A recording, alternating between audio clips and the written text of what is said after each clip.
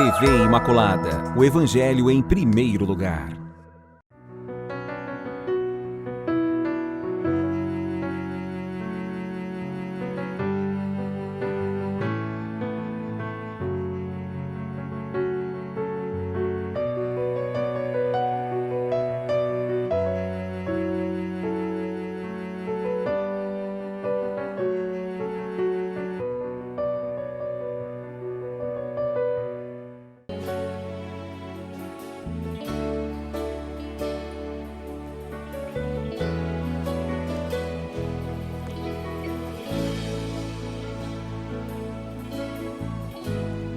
Na alegria do reencontro, mais uma vez, o programa Respostas está de volta. Agradecemos muito a Deus por poder cumprir nossa promessa, a promessa que a gente sempre deixa no final do programa passado, de podermos nos reencontrar para refletir, para procurar luzes no nosso caminho. E é isso que nós somos, peregrinos.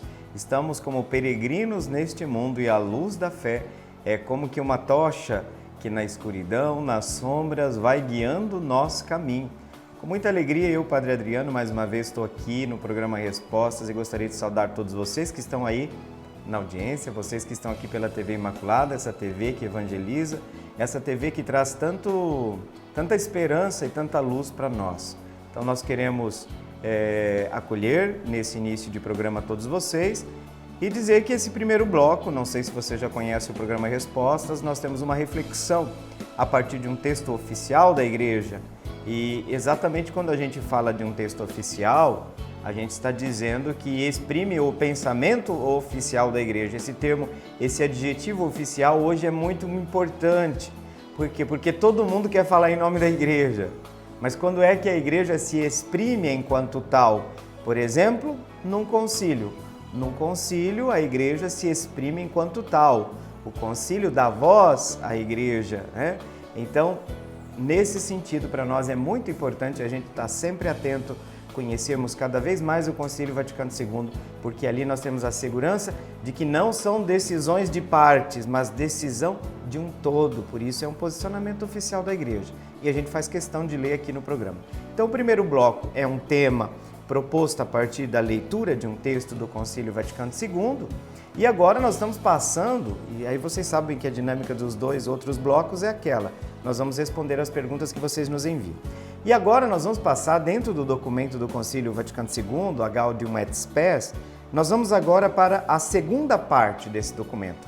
Olha que coisa boa, nós estamos fazendo todo um caminho, né, de reflexão temática, seguindo exatamente a sequência dos números da Gaudium et Spes. E agora nós vamos passar para as observações que a Igreja fazem em relação aos grandes temas, aos problemas mais urgentes dos tempos atuais. É muito importante perceber, então, esse olhar clínico, esse olhar crítico da Igreja em relação aos tempos modernos, e agora nós vamos falar sobre aquilo que a Igreja nos apresenta como uma das suas grandes preocupações. Veja, o concílio é a posição da Igreja diante desses problemas. Então, nós temos um pequeno preâmbulo antes do número que vai exatamente falar sobre o tema de hoje, né, que é o número 47, que o tema é o matrimônio e a família no mundo atual. Mas como preâmbulo a gente pode dizer que todo o documento começou falando sobre a dignidade da pessoa humana, depois nós falamos sobre a missão individual, mas também social, que o cristão é convidado a dar no mundo. Agora, o concílio, à luz do Evangelho, e sempre o fez assim, podem perceber que todos esses temas são tratados à luz do Evangelho, né?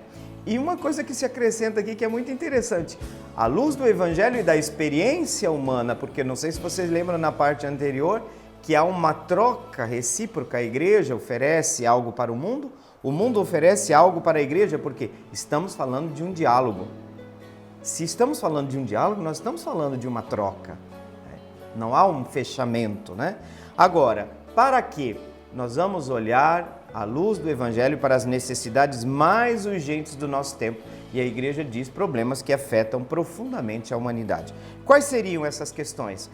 o matrimônio e a família, por isso que nós vamos começar hoje exatamente o concílio falando sobre o matrimônio e a família. Outro grande problema que a igreja coloca: a cultura humana, a vida econômica, social e política, a comunidade internacional e o último problema que o concílio vai colocar, o tema da paz. Gente, nós estamos celebrando 60 anos do Concílio Vaticano II. Esses temas são desatualizados? Muito pelo contrário, muito pelo contrário. Então agora nós vamos para a leitura do tema do dia do encontro desse programa de hoje, que vai ser exatamente o matrimônio e a família no mundo atual. Um grande desafio, e a gente bem sabe que a igreja não tem medido esforços para realmente ajudar a família nesses tempos atuais. Então vamos para a leitura do texto e a gente já volta em seguida para dar continuidade à reflexão. A promoção da dignidade do matrimônio e da família. O matrimônio e a família no mundo atual. O bem-estar da pessoa e da sociedade humana e cristã está intimamente ligado com uma favorável situação da comunidade conjugal e familiar. Por esse motivo, os cristãos, juntamente com todos os que têm em grande apreço esta comunidade, alegrem-se sinceramente com os vários fatores que fazem aumentar entre os homens a estima desta comunidade de amor e o respeito pela vida e que auxiliam os cônjuges e os pais na sua sublime missão. Esperam daí ainda melhores resultados e esforçam-se por os ampliar. Porém, a dignidade desta instituição não resplandece em toda parte com igual brilho. Encontra-se obscurecida pela poligamia, pela epidemia do divórcio, pelo chamado amor livre e outras deformações. Além disso, o amor conjugal é muitas vezes profanado pelo egoísmo, amor do prazer e por práticas ilícitas contra a geração.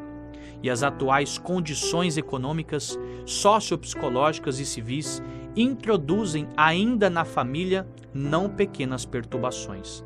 Finalmente, em certas partes do globo, verificam-se com inquietação os problemas postos pelo aumento demográfico. Com tudo isso, angustiam-se as consciências. Mas o vigor e a solidez da instituição matrimonial e familiar também nisto se manifestam. As profundas transformações da sociedade contemporânea, apesar das dificuldades a que dão origem, muito frequentemente revelam de diversos modos a verdadeira natureza de tal instituição. Por tal motivo, o Concílio, esclarecendo alguns pontos da doutrina da Igreja, deseja ilustrar e robustecer os cristãos e todos os homens que se esforçam por proteger e fomentar a nativa dignidade do estado matrimonial e o seu alto e sagrado valor. Gaudium et Spes.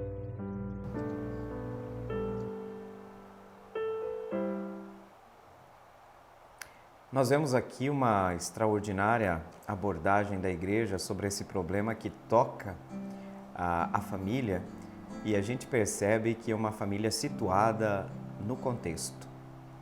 Não é uma abordagem ideológica da igreja, porque exatamente trata da família exatamente considerando as diversas realidades que estão implicadas nesse mundo contemporâneo, onde profundas transformações, com certeza, por um lado, ameaçam essa instituição, cujo valor é um valor de altíssimo nível para a igreja e para a humanidade.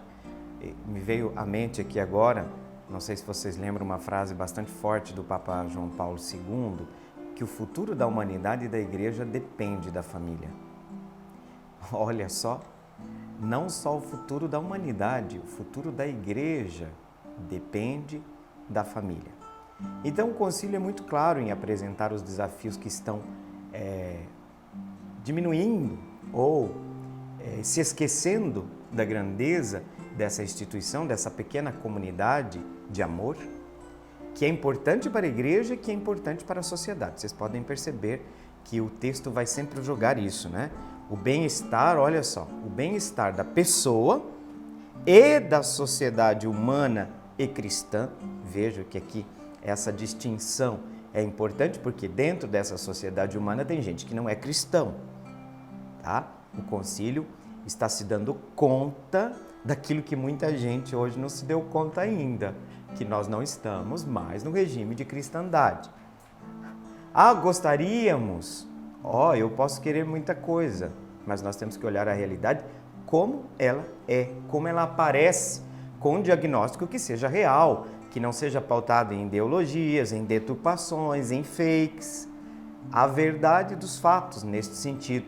Então, olha que coisa importante.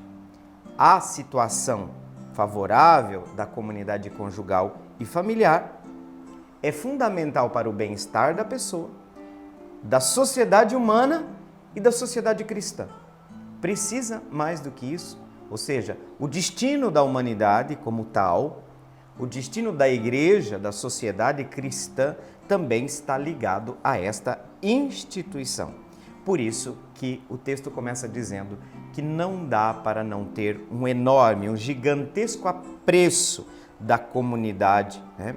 Sobretudo por aqueles que vêm tornar mais evidente a sacralidade, vamos assim dizer, da família, do respeito por esta comunidade, o reconhecimento e o auxílio, inclusive do ponto de vista social, desta comunidade que precisa também da ajuda do Estado, que precisa da ajuda da sociedade para cumprir a sua missão. Exatamente, é uma pequena célula que é importante para o todo, e tudo aquilo que é feito para promover a família deve ser levado em consideração. Agora, todos esses resultados positivos não podem nos deixar de verificar algumas sombras, e elas não são poucas, né? A dignidade dessa instituição passa por uma grande crise, haja vista que esta dignidade, por causa destes obstáculos, não resplandece com grande brilho, com igual brilho. O que obscurece o brilho da dignidade dessa comunidade de amor que é a família? Aí se fala da poligamia, fala-se da epidemia do divórcio. Vejam que aqui nós estamos falando não do divórcio em si, mas nós estamos falando da cultura do divórcio. Quando você vê que não poucos casais já vão para o matrimônio com esse si, né? É a cultura do divórcio, no sentido de nós criarmos um clima que fere profundamente uma das bases do próprio sacramento do matrimônio, que é a indissolubilidade. Então, uma coisa é um sacramento que fracassou, haja vista que a humanidade está presente dentro da família, que o pecado também interfere na vida da família. Outra coisa é nós dizermos que um casal já entra para o casamento e dizer assim, olha, que nosso amor seja eterno enquanto dure. É a mentalidade divorcista que é o problema que a igreja bate. Essa cultura onde eu não posso estabelecer um relacionamento que é para toda a vida. Por quê? Porque eu acredito que o ser humano não tem condições de estabelecer uma comunidade que seja sólida e que possa garantir a existência dessa comunidade até o fim. Então vocês estão vendo que esse é um problema que continua atual dentro da nossa sociedade. Depois também o amor livre, o Concílio Vaticano II já está acontecendo ali logo depois que começou o movimento hippie, aquelas mudanças, né? Aquelas grandes mudanças. A igreja já sabe que depois de um período assim de bastante repressão na dimensão sexual, fomos para um outro extremo, né?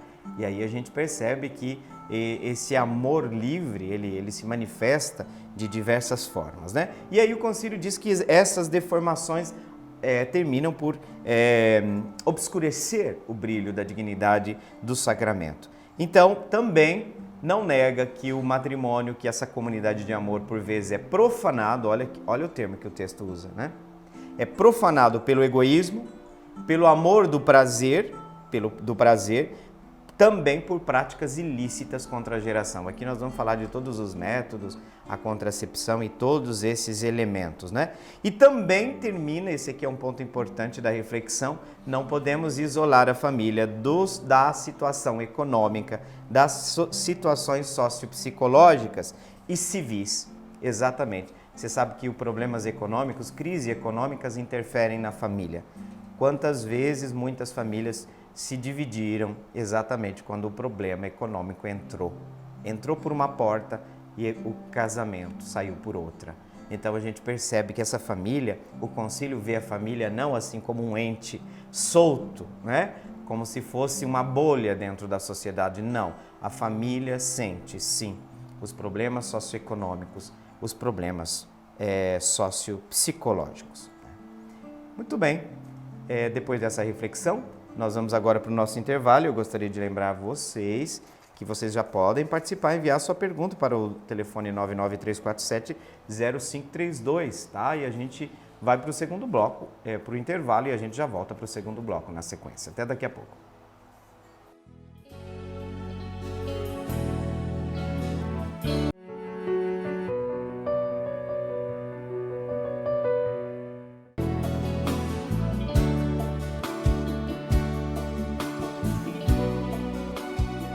Olá, estamos de volta, segundo bloco do programa Respostas, depois de nós termos refletido sobre a dignidade do matrimônio, da família, essa comunidade tão importante para a vida em sociedade, também para os cristãos que veem, reconhecem a sacralidade desta instituição e sua importância também para o mundo de hoje. E agora nós vamos, eu falava já no bloco anterior que essa pergunta, aliás, no programa anterior eu falei que eu não ia, eu falei para o Roberto, foi o Roberto lá do Estrela do Sul que mandou essa pergunta. Eu falei, Roberto, provavelmente nós vamos ter que voltar a essa pergunta no próximo programa. Até porque é uma pergunta com duas, né? Então, nesse sentido, a gente volta exatamente, primeiro, pela importância da pergunta. Segundo, porque eu respondi só praticamente metade dessa pergunta. E aí a ponte que eu disse para vocês que eu faria com o bloco anterior é que todas as realidades humanas, dentro do projeto de Deus, estava tudo muito bonito, muito lindo. Mas aí a realidade do pecado adentrou também dentro desta comunidade familiar. Haja vista que o relacionamento entre Adão e Eva ficou complicado depois do episódio do pecado narrado no livro do Gênesis, né? Quando Deus quer saber o que aconteceu, a primeira coisa que Adão faz é culpar Eva. Então quer dizer que ali existe um relacionamento que já começa a se complicar, haja vista que foi introduzido esse egoísmo, essa divisão, né? Cujas faces elas aparecem na divisão familiar, na divisão social e na sua última e mais perversa dinâmica, a guerra. A guerra é sempre uma manifestação do mal, né? É sempre uma tristeza muito grande, é sempre uma vitória do mal, né? E aí exatamente a pergunta do Roberto, depois de todo esse preâmbulo, né, gente? A pergunta do Roberto é sobre isso. O que é o pecado mortal para a Igreja Católica? E na sequência a pergunta, alguém que cometeu pecado mortal pode receber o perdão em uma confissão? Então, eu vou retomar um pouco a resposta sobre a primeira parte da pergunta do Roberto sobre o que é pecado mortal. Por que se chama pecado mortal? Porque a teologia clássica, a moral, ela fazia uma subdivisão entre esses temas. Nós temos o chamado pecado venial, que nós diríamos, olha, é aquele pecadinho cotidiano, aquelas coisas que nós cotidianamente estamos envolvidos por conta do egoísmo, daquelas realidades que não são assim tão pesadas como nós costumamos dizer. Então, o pecado venial, nessa classificação, é aquele pecado que não rompe completamente nossa relação com Deus. Fere essa relação, mas não rompe completamente. Aí entra o pecado mortal, quando nós estamos falando de um rompimento radical. Por quê? Porque minha ação foi de tal modo grave que ela confrontou objetivamente um mandamento da lei de Deus. Como tal, esse mandamento exprime é o termômetro da maturidade, da profundidade, do cumprimento da nossa relação com Deus, aquilo que a teologia, a Bíblia chama de aliança. Então, eu gosto muito, gente, de comparar assim, quando é um pecado mortal, quando eu tenho um amigo, uma amiga, e aconteceu realmente uma traição. O amigo descobriu que eu estava falando mal dele pelas costas. Ou seja, uma coisa bastante grave. O que você espera do amigo? No mínimo, uma defesa. E não é que o amigo também precisa fechar os olhos para os nossos defeitos, mas é alguém que sempre vai tentar o quê? Nos ajudar. E quem fala mal de uma pessoa não está tentando ajudá-la, está difamando, né? E nós temos dois pecados presentes, a difamação e a calúnia. A calúnia é ainda mais grave, por isso que quando eu falo para os católicos, Dona Maria, não passe essa notícia para frente que a senhora está caluniando alguém, essa aí é uma fake. O fulano não disse isso, o ciclano não disse isso, seja A, seja B, seja C. A questão não é mais se é candidato A ou se é candidato B, nós estamos ferindo a verdade. O problema é a questão da honestidade. Não é mais questão de que me agrada ou não me agrada, é uma questão de desonestidade, é uma questão de desinformação, né? Agora, o que acontece? Nesse rompimento, ele é tão grave que nós não podemos continuar nossa vida em comunidade como se nada tivesse acontecido. Então você precisa de uma confissão. Agora, tem um ponto importante aqui que o Roberto falou, que é pecado mortal para a Igreja Católica. Porque tem irmão nosso que tá assistindo talvez o programa, não é católico. O conceito de pecado não é um conceito, para quem, por exemplo, não crê em Deus, não faz sentido. Pecado é um termo teológico, dentro de uma visão determinada, de uma visão religiosa específica. Então nós não podemos falar de pecado hoje para a sociedade e achar que todo mundo está entendendo como nós entendemos. E tem uma outra questão por trás. O extremo que nós atingimos em alguns séculos de falar demais o tempo inteiro de pecado, que parece que a graça vira um subtema, nós temos o outro extremo, né, que nada mais é pecado. Por vezes, essa reação a dizer que nada mais é pecado é também reação de uma sociedade que não aceita o conceito de pecado que nós temos. Nós não estamos na cristandade. As pessoas não têm que aceitar o conceito de pecado. Quando a pessoa diz assim, olha, é pecado para vocês, para mim isso não faz nenhum sentido, nenhuma diferença. Não está errada. Não está errada. Óbvio que aqui eu não estou entrando dentro da legislação civil, dentro das penalidades, porque a própria sociedade tem um código de ética e um código de moral, que está muito relacionado, porque nós somos de uma cultura cristã, muito relacionado com o conceito de pecado que nós temos, com certeza. Mas essa cultura se desprendeu desses conceitos. Então eu não sei por que as pessoas ficam revoltadas. Nem os próprios católicos hoje em dia têm conceito de pecado claro. Por quê? Porque assim, é seletivo o conceito, né? Ou o pecado é visto só na área da sexualidade ou só na área do social. O que a igreja tem que fazer? O que nós temos que fazer hoje? Os dois. Os dois pontos, né? Os dois pontos. Pecado na sua dimensão pessoal, mas também na sua dimensão social. É isso que a doutrina social da igreja lembra pra gente, né? Quando nós falamos hoje de pecado ecológico, você que tem uma fazenda e você poluiu o rio, você fez um pecado gravíssimo. O atentado contra a natureza é um atentado contra a criação de Deus. Eu vou ficar até quieto, porque é engraçado. É assim, a masturbação, para alguns cristãos, meu Deus, né? O padre tem que parar a missa porque tem que ouvir a confissão. Mas os pecados que a gente faz contra a injustiça, a calúnia, as fake news, não é pecado. Então, assim, é tanta superficialidade. E aqui eu acho que a gente tem que fazer um meia-culpa nós padres, nós catequistas. Porque a nossa catequese pegou um conceito parcial de pecado. Um conceito de parte de pecado, né? E aí a gente precisa hoje fazer toda uma... gente, a gente tem que passar por uma verdadeira metanoia. A sociedade tem que voltar para a catequese. Nós temos que voltar nós temos que ser reevangelizados. Porque o conceito de pecado se desprendeu, ora caiu no moralismo, ora caiu no relativismo, e o problema do relativismo é esse. Tem gente que vai para um extremo, tem gente que vai para o outro. O extremo do nada é pecado, ou o extremo de tudo é pecado. Pelo amor de Deus, eu vivo o tempo inteiro ali, né, com esse medo e com essa catequese, com essas pregações que nós vemos aí, né, que muita gente gosta, né? Quanto mais pancada a gente levar, parece que mais a gente gosta, né? Igual fala, né? Tem gente que gosta de apanhar. Que triste, né? Mas parece que também na fé tem gente assim. Tem gente que gosta de levar a bordoada. Então, o que a gente precisa? Retomar a espiritualidade do conceito de pecado a partir da Bíblia. Conceito de aliança, conceito de rompimento da relação com Deus. Não é uma magia a coisa, né? É um relacionamento com Deus que foi rompido. Isso que é o grave.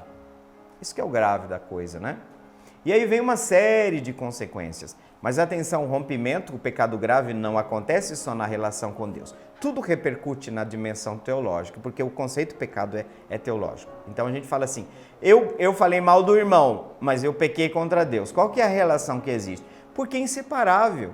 O mandamento do amor a Deus e o amor ao próximo é inseparável. Ah, padre, mas eu não pequei contra Deus, porque eu falei mal foi do irmão. Sim, você destruiu a vida do irmão. Mas esse irmão, quem que é? Ele é filho de quem? Ele não é filho de chocadeira, né? É uma expressão que a gente usa, né? Ele é filho de Deus, então você feriu a Deus. Você bateu num filho, gente, você fere o pai. É assim. Você falou mal do seu irmão, porque a gente tem hoje muito um Deus íntimo, né? Meu, que dá a ideia, assim, de que sou eu e Deus, né? O meu Deus. Não. O Deus que ama você ama também aquela pessoa que você não gosta, tá? O Deus que ama você que fez uma opção por partido A é o Deus que ama também aquele outro irmão que fez uma opção pelo partido B. É o mesmo Deus que ama todos, né? Então, eu diria que o pecado mortal é um rompimento grave, radical da relação com Deus. A confissão para nós é o caminho, dentro de nós católicos, é o caminho para a reconciliação, e esse sacramento é um momento de graça que Deus deixou, que Cristo deixou para a igreja. Deixou para a igreja administrar. E ali a confissão é feita a Deus, a absolvição é dada a partir de uma oração, tá? Que invoca Deus, porque o perdão não é padre que dá, é Deus. E também a imposição das mãos, mas também o cristão confessa à comunidade, à igreja, como aconteceu nos primeiros séculos. Os pecadores confessavam publicamente diante dos bispos seus pecados e eram separados num grupo dos penitentes até fazerem um caminho de reconciliação que incluía necessariamente a reparação. Então, o que a gente fez hoje, o que a gente tem hoje no sacramento que fica o padre e a pessoa, ali o padre está sempre em nome da igreja. Você está confessando para a igreja. Por quê? Porque o nosso pecado fere a comunhão eclesial. O pecado mancha, diminui o brilho da igreja, porque qual que é esse brilho da igreja? A igreja resplandece o brilho de Cristo. O nosso pecado pessoal também fere esta dimensão. Então, para nós católicos, o caminho é o arrependimento, que começa já antes do momento do encontro com o padre, já o Espírito Santo, a graça, já está agindo. Como que ela já está agindo? Poxa vida, por que eu fiz isso? Isso vai contra meus valores, isso vai contra a minha fé, já está doendo. Já começou o sacramento da reconciliação, viu, gente? Não começa na hora que você vai confessar com o padre, não. Começa muito antes, com a identificação dos pecados, com o arrependimento. O que é o arrependimento? É que já começou a ação da graça de Deus em nós, no nosso coração. Sabe aquela dor que a gente sente pelo mal que fez? Não é a ação simplesmente de um complexo de culpa, é fruto da ação de Deus em nós, que está dizendo, olha, foi mal, hein? Tem que restabelecer essa amizade, essa comunhão com Deus, tá bom? Gente, é isso. Roberto, obrigado pela sua pergunta. Nós vamos agora então para o intervalo. Esse intervalo é muito breve, como vocês sabem, a gente já volta então para o último bloco do programa Respostas de hoje. Até daqui a pouco.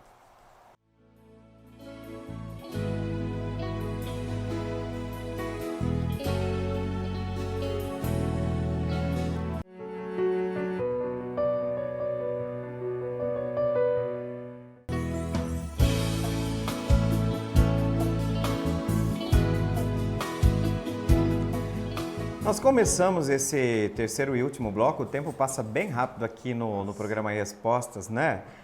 Mandando um carinhoso, afetuoso abraço ao Antônio Barbosa da Silva Júnior, lá de Lençóis Paulista, São Paulo. Nossa, que alegria! Antônio, que alegria saber que recebemos a notícia assim que o passarinho está vestido de azul, né? O passarinho azul trouxe a notícia de que o Antônio voltou, por exemplo, a ser milite, né? Voltou a ser milite. Que coisa boa, Antônio. Muito obrigado. Vocês sabem as dificuldades que a TV Imaculada enfrenta e esse dom, esse projeto que eu falo que essa obra é uma obra de Deus, com certeza, consegue prestar um serviço de altíssima qualidade, de evangelização, de informação, graças à ajuda sua. Então, muito obrigado porque você voltou a ser milite, porque com certeza quanto mais nós nos darmos conta de que a nossa missão é também ajudar quem pode ir mais longe do que nós, porque o proclamar pelos telhados é obrigação de todos. Então, se a gente tem um instrumento tão fantástico como esse, o Antônio está fazendo sua parte.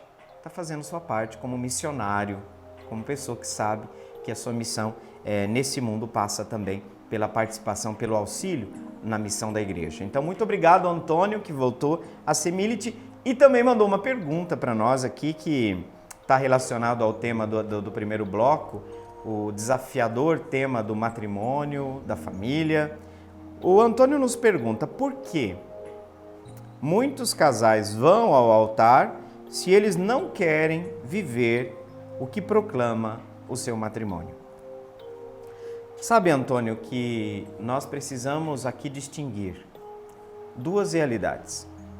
Uma é a realidade realmente da mentalidade, da cultura atual, que é a cultura do provisório, onde muitos casais, de fato, vão dizer nos processos de matrimônio, de preparação para o matrimônio, aquilo que a gente quer ouvir, né? Mas o coração, por exemplo, olha, você está de acordo, a igreja acredita, para a igreja, alguns pontos são fundamentais para que nós possamos falar que aqui aconteceu um matrimônio cristão. Aqui Deus uniu, aqui se estabeleceu um vínculo. Entre eles, a indissolubilidade do matrimônio, a liberdade de ambos. Tudo isso é algo que passa pela dimensão da fé dos cônjuges. Então, como nós também estamos num período de crise de fé, por vezes, infelizmente, Antônio, os casais procuram o sacramento do matrimônio mais por uma questão de cultura, de tradição, o sonho da noiva, por exemplo, de casar. A mesma coisa acontece com o batismo. Por que a maioria, Antônio, das nossas famílias procura o batismo? Eu já vi, coisas muito, superficiais para estar na motivação de um batismo. Por exemplo, a criança não dorme de noite, ela está muito agitada, então a gente está achando que ela tem que ser batizada. Você está vendo? A gente escuta esse tipo de coisa. Isso, infelizmente, acontece também com o matrimônio. E aqui eu vejo que também nós temos que fazer, Antônio, uma meia-culpa da igreja. Os nossos famosos cursos de matrimônio, eles não servem mais. Por quê? Porque as pessoas estão vindo muito cruas. Elas estão vindo com mentalidades do mundo que são absolutamente contrapostas àquilo que a igreja pensa sobre o matrimônio. Ao ponto que hoje, sabiamente, muitos padres dizem assim, espera, pode esperar, esse casal não está preparado porque eles não estão maduros para assumir as responsabilidades inerentes a um matrimônio cristão. Os nossos filhos não estão preparados para isso, Antônio. Então eu digo assim, não estou aqui fazendo julgamento da pessoa, é um contexto difícil, é um contexto de crise. O Concílio Vaticano II acenava isso há 60 anos, você imagina? Como que é a mentalidade? Antônio, isso aqui é um exemplo. Um dia eu estava para fazer um casamento, que eu fiquei na paróquia, foi lá em Dourados, e eu fiquei sabendo que a noiva, a secretária da paróquia me procurou dizendo, padre, tem que dar uma olhada, porque a noiva se incomodou com algo que estava escrito no canto. Não gostou, não queria o canto porque ela não concordou com o que estava sendo dito no canto. Eu falei, o que está sendo dito nesse canto? Falava exatamente isso, a ideia de que o matrimônio é até que a morte o separe. Ela não concordava com isso. Eu estou rindo aqui, mas eu queria chorar, né? Na verdade, eu queria chorar, né, Antônio? Por quê? Por que o meu choro? Porque eu digo, a maioria dos casais estão com essa mentalidade. A cultura do provisório. Que história é essa de que nós vamos viver até que a morte os separe? Quer dizer, isso não cabe mais na mentalidade de muitos dos nossos jovens. Então, a gente precisa passar por uma séria revisão dos processos de preparação matrimonial. O pré-matrimônio. A pastoral familiar no Brasil, a CNBB, sabe desse problema, está ciente de que o problema é muito grande e em muitos lugares, muitas experiências bonitas estão sendo feitas com um período mais longo de preparação para o matrimônio, né? Por quê? Porque nós podemos prevenir, Antônio, muitas situações. Muitas situações. Então eu concordo com você que muitos casais estão indo para o matrimônio sem ter condições de assumir aquilo que é compromisso matrimonial para o matrimônio. Agora tem uma outra situação. Eu acompanhei muitos casos de nulidade matrimonial, Antônio, em que uma pessoa foi com essa intenção, mas a outra não. Entendeu? Normalmente a mulher vai com essa... Nos casos, eu estou falando dos casos que eu acompanhei, que a mulher vai com todo esse ideal, teve uma família que educou na fé, que para ela tem consciência do que ela está assumindo, mas o outro não, a outra parte não. E aí então a gente precisa entender que existem níveis de responsabilidade no rompimento e de que o julgamento é sempre uma coisa muito, muito difícil nesses casos, porque nós temos por trás a mentalidade. Podemos ter a má fé também por trás? Pode, mas são casos muito raros, eu diria, né? Posso estar errado, inclusive, tá? Então, tem gente que vai para o casamento com aquela intenção, olha, vamos fazer tudinho que a mãe igreja pede. Mas lá pelas tantas, como eu tenho acompanhado casos, né? Que o marido chega e fala assim, olha, eu tô com outra mulher na outra cidade, era um relacionamento que eu tentei, mas eu já tinha antes. Quer dizer, ele casou já tendo uma amante e a amante continuou. E chegou o momento que o cara não teve mais como sustentar, quer dizer, veja que situação drástica, né? O castelo desmoronou. Então a gente precisa seriamente falar de compromisso, de fidelidade, a gente precisa retomar a questão séria, a questão do adultério, porque o adultério, ele tem assim, o passapano da cultura machista brasileira, entendeu? Por isso que eu falo que quando as pessoas moralistas, o moralismo não serve para resolver os problemas, por quê? Porque não tem um diagnóstico sincero da realidade. Qual que é a maior causa de divórcio hoje? Na maioria dos casos, gente, é questão de infidelidade, normalmente do homem. E você vai conversar com homens que traem, quase que sempre a resposta é aquela, padre, mas eu sou homem. Não sei se vocês entenderam. Nós temos um problema gravíssimo cultural de fundo. O machismo é um problema muito sério em relação ao matrimônio no Brasil. Então essa cultura, né, de que o homem pode, a mulher não, mas o homem pode. Aquela cultura ainda, né, rural, né, a mulher tem casa virgem, o homem não. Então nós temos problemas sérios, culturais para serem tratados, inclusive o machismo. Eu falo que as pessoas transformam temas morais em bandeiras, destroem a situação porque não levam em conta a realidade. A realidade é obscurecida porque a gente quer que a realidade diga aquilo que a gente quer ouvir. Então, Antônio, existem problemas culturais, a cultura, o mundo, que não corroboram para a preparação matrimonial, para a mentalidade dos esposos, dos noivos, quando vão procurar a igreja. E essa voz do mundo fica ali marcando, né? Fica ali marcando a cabeça. Então, nós temos sérios problemas com relação ao matrimônio, Antônio, mas a gente não pode dizer, então, que os casais, todos eles vão assim para o matrimônio dizendo, eu vou lá e vai ser só uma festa pro forma. Mas acontece muito. Antônio, eu sei da sua angústia porque eu já fiz casamentos que eu falei assim, Senhor, só a sua graça. E de fato, a graça eu tenho certeza que não faltou, mas aí o casamento foi assim, estrondoso, né? Belíssimo, nossa, que coisa linda. 4, 5 meses, 6 meses depois, a casa caiu. Por quê? A base, né? Então, a casa é construída sobre areia, vem tempestade, o que acontece? Desaba. Porque a tempestade vem mesmo, gente. Matrimônio não é fácil. Não é para qualquer um matrimônio. Não. Vida matrimonial, não romantizem.